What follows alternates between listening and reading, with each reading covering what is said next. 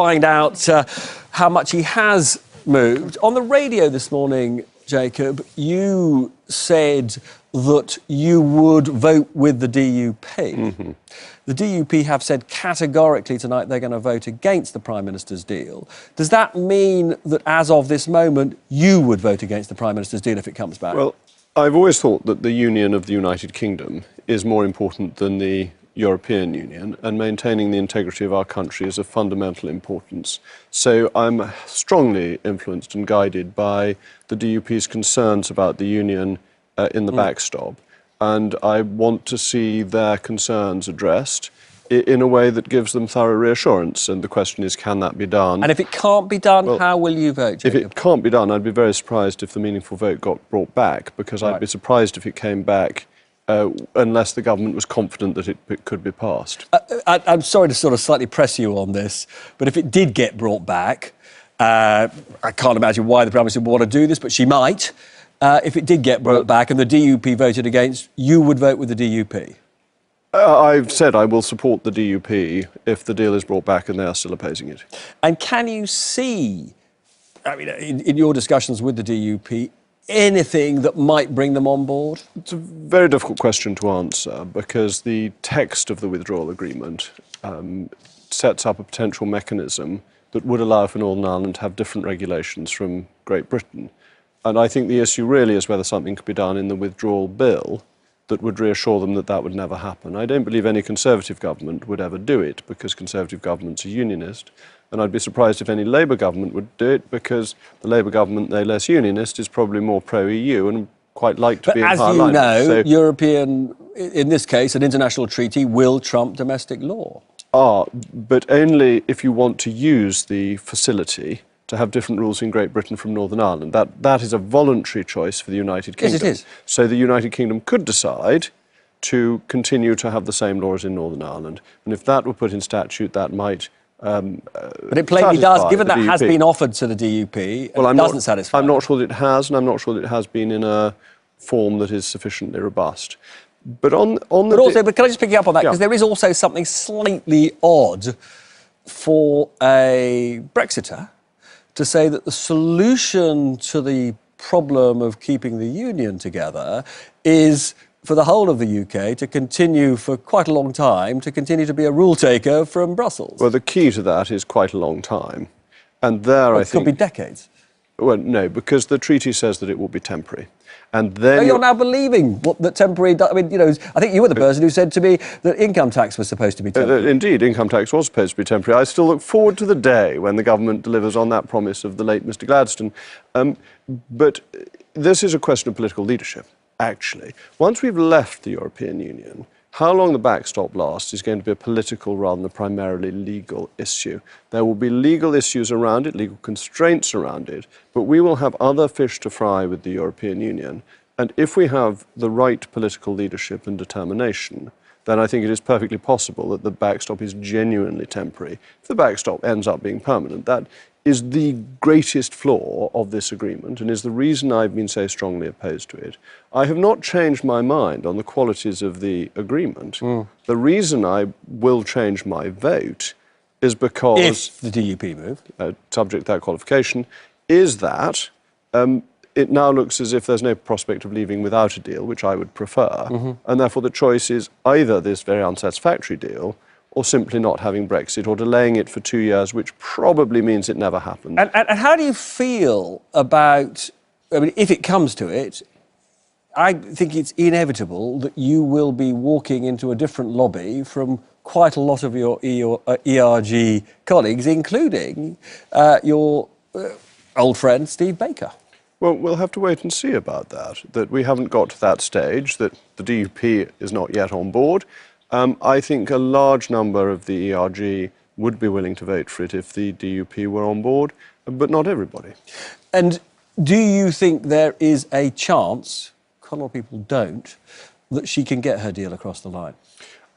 There is certainly a chance. I think her statement this afternoon changed some people's minds, though not it happened mine. I had already made my decision that the issues relating to... Was it the right thing for her to do in these circumstances? Very unusual for a Prime Minister to offer their resignation as the price of getting a policy through. I think it was incredibly noble and extremely dignified. The way she addressed the 1922 committee was extremely impressive. That she came across as a very honest, dutiful and courageous person who was putting the interests of her country and her party above her own personal interests. And but everybody now knows she's going, so her power is de minimis now. I think power of prime ministers depends upon the majority they have in the House of Commons, and the prime minister. She's got no power. The prime minister has not had a majority in the House of Commons, as you saw with the ridiculous stuff going on in the House of Commons today. The House of Commons suddenly thinks it will be the government for the day and larks about as if it's in the school playground, votes against absolutely everything, makes the whole process look foolish, and explains very well why we're better off sticking to constitutional conventions. Now, Jacob, please don't go away. I've got tons more. Robert. Yes, so it's quite interesting. He sort of was implying that he's biased in favour of, I suppose, backbench MPs against the executive. I think some people might have observed a bit of that recently. Jacob, whether or not she gets her deal through, the Prime Minister can't last more than a couple of months longer, can she? I think it's very difficult once you've announced that you're going to carry on beyond the point at which you've set. Though she set the condition that the withdrawal agreement should be confirmed, and I think that's a reasonable condition. In practice, though, the condition is meaningless, isn't it? The practicality is that we are in a very difficult constitutional situation, that we don't have collective responsibility within the Cabinet. The Cabinet abstained on all the votes tonight because they couldn't agree on what to do. We don't have the normal relationship between the government and the House of Commons, and regardless of what Mr. Speaker is doing, and supporting the House of Commons, holding the government to account is a good thing, but upturning the Constitution, upending the Constitution is not a good thing. Today made the House of Commons look really very foolish. I mean, and those votes we've just been. But you said to the organisers of this backbench rebellion, Nick Wells and Oliver Letwin, that plainly this was a manifestation of Parliament having no confidence in the government. Yes. In normal circumstances, there ought to be an election. Would you like to see a general election? I think the Fixed Term Parliaments Act was a significant constitutional error because it doesn't go with the grain of our Constitution. People's minds, including my own, would have been significantly focused during the first meaningful vote if that had been a confidence measure and the choice had been, do you vote for it or do you face a general election and having the whip withdrawn so you can't stand as a Conservative MP? Losing that ability has upset the relationship between the executive and the legislature and has made organising the legislature, delivering on manifesto commitments, extremely difficult. But is the implication of that actually the Prime Minister herself ought to then just volunteer that these are confidence votes and that therefore she would trigger an election were she to lose? But she can't trigger an election. She now has to get 2/3 of MPs to vote in favour of it, and there is a rather tiresome cliché about turkeys and Christmas that comes to mind. So just to be clear, if it comes to another no-confidence vote, and Labour, of course, might trigger one, you would vote against, would you? I would always, in a no-confidence vote, support the Conservative Party. I'm Conservative to my fingertips, my toenails, my ends of my hair, wherever you want to go. And given that we are going to see a leadership election before too long, will you stand? Me? Yeah. No. Because there was, until recently, you were running very high in popularity stakes among Tory members. You don't want to bank any of that. Well, I'm probably not quite so high in that after deciding that I'm going to back Mrs May's deal this evening. Everybody thinks you're going to back Boris Johnson. Well, it's a very interesting speculation, and I will happily answer your question next week. But I think today is a day for thanking Theresa May for her service, recognising her nobility in going, and leaving election leadership speculation to a later date. I've only said no on my own position because otherwise you would assume I meant yes, because unless politicians say directly no, we've all watched too much Yes Minister and we know what they mean.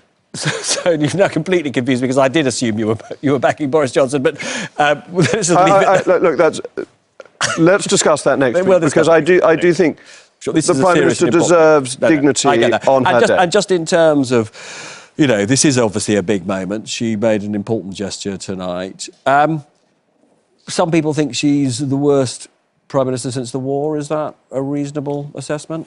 Well, I've just done the Twitter list, and I think she's clearly a better Prime Minister than quite a number of the occupants of number 10 Downing Street Do you want to since name the them? war. Yes, certainly.